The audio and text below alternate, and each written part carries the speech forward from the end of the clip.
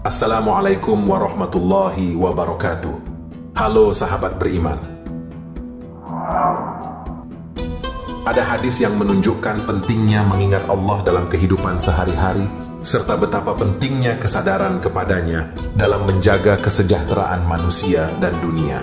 Bahkan dalam hadis disebutkan bahwa tak akan terjadi kiamat selama masih ada yang menyebut nama Allah. Dalam konteks ini, kiamat mengacu pada hari kiamat atau hari penghakiman yang dipercayai oleh umat muslim sebagai akhir dari dunia ini. Lantas, amalan apa saja yang dimaksud tersebut? Maka dari itu silahkan tonton video ini sampai selesai agar tidak sesat.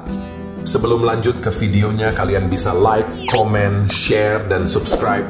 Jangan lupa juga untuk nyalakan lonceng notifikasi agar tidak ketinggalan berita seputar pengetahuan.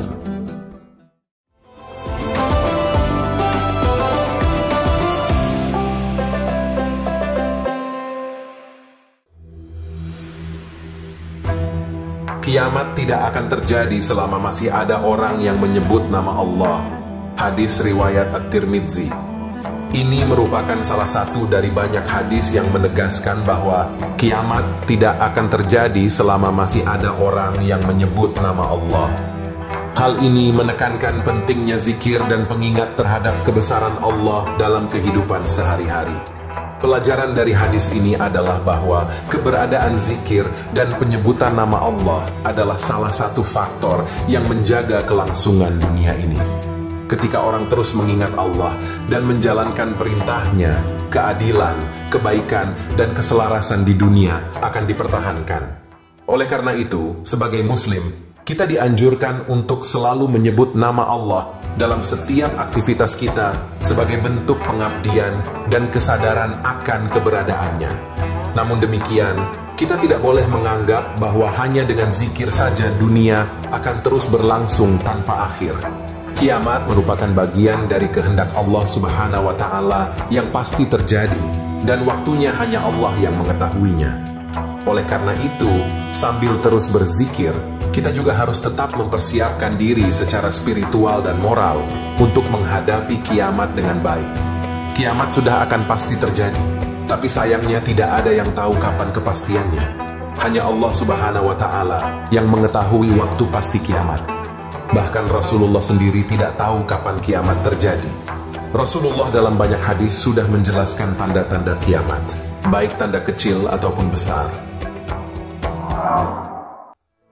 Maka dari itu, sahabat beriman, yang perlu diperhatikan bukan memikirkan kapan terjadinya kiamat, tetapi mempersiapkan bekal ibadah sebanyak-banyaknya, supaya memiliki modal bertemu Allah Ta'ala di akhirat kelak.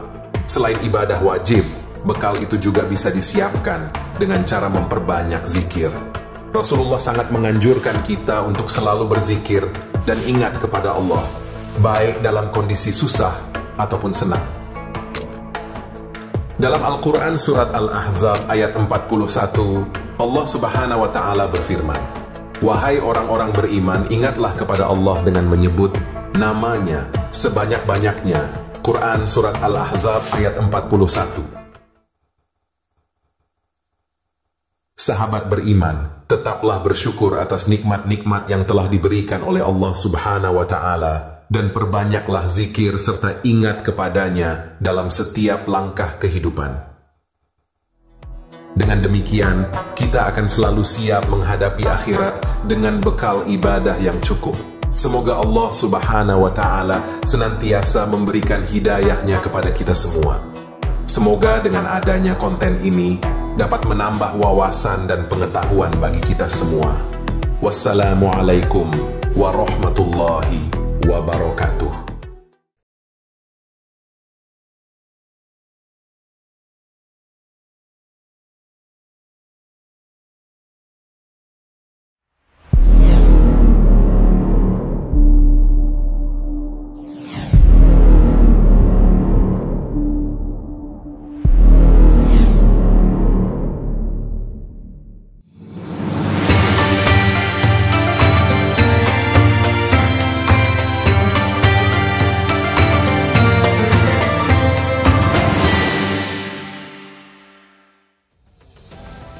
Assalamualaikum warahmatullahi wabarakatuh.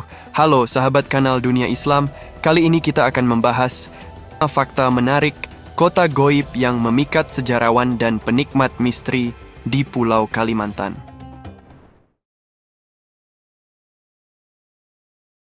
Perang Tabuk menjadi salah satu peristiwa bersejarah yang terjadi di bulan Rajab. Perang Tabuk juga menjadi peperangan terakhir yang diikuti Rasulullah Shallallahu Alaihi Wasallam. Tabuk adalah sebutan untuk suatu tempat yang terletak antara Wadil Qura dan Syam. Perang ini disebut pula Ghazwah Al-Usrah, yang artinya perang kesulitan. Dikutip dari buku Perang Hunain dan Perang Tabuk, dijelaskan bahwa Perang Tabuk terjadi pada bulan Rajab tahun ke-9 Hijriah. Atau dalam kalender Masehi diperkirakan terjadi antara bulan September sampai Oktober 630 Masehi.